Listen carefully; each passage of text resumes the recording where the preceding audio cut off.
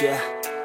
I don't believe in destiny, I just do what's best for me. Don't listen to my enemies, they're just full of jealousy. Yeah, this legacy, you gon' see what's left of me. You gon' see success in me, you ain't seen the rest of me. I just wanna be the best at what I know, better than the rest, just watch me grow. Put me to the test and watch me go. This is my quest, I'ma make it known. They call me obsessive, oh I know. Call me selective with my notes, call me aggressive with my flow. Call me offensive even though Joe, I ain't gonna lie, life's tough, try to get by.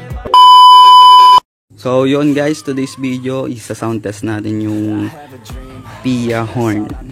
Nabili ko sa Shopee ng 917 pesos with shipping fee. Sulit na sulit pre kasi sobrang lakas nito. Kasi mapa 4 wheels, mapapalingon sa'yo, mapapatabi. So let's try na, let's go! Bago ko pala simulang i-sound test, papakita ko muna sa inyo kung saan ko nilagay yung dalawang Pia horn ko. Kasi karamihan sa mga nagpapakabit sa mga MIUI 125 nila ng mga horn, nahihirapan silang tumingin kung saan nila ilalagay. Walang space, kaya sana makatulong tong video na to para malaman nyo kung saan nyo ikakabit yung mga horn ninyo. Pero sa akin, dito ko siya linagay sa may bandang gitna yung isa. May bracket siya dito. Ito siya. Tapos ito yung horn. Snail horn. Tapos yung isa nandun sa may bandang stock. Ito. Kabit nyo na lang dun sa inyo kung gusto nyo tanggalin yung stock nyo. Kasi hindi rin siya nagagamit. So yan, sana makatulong guys. At i-test natin na nakabukas kung malakas talaga. Ito.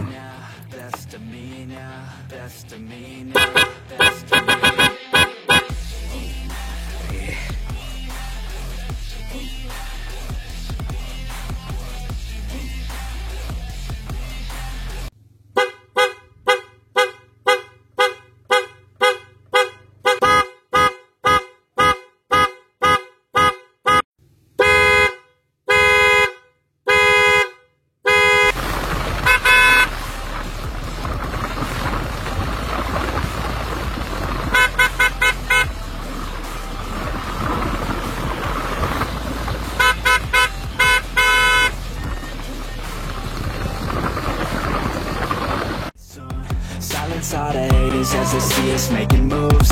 I do what I want, so I got nothing to prove. Staying motivated, teaching others what to do. I'm staying focused, my mind is open. They start to notice that I'm in motion. There is no potion, you're not just chosen. It takes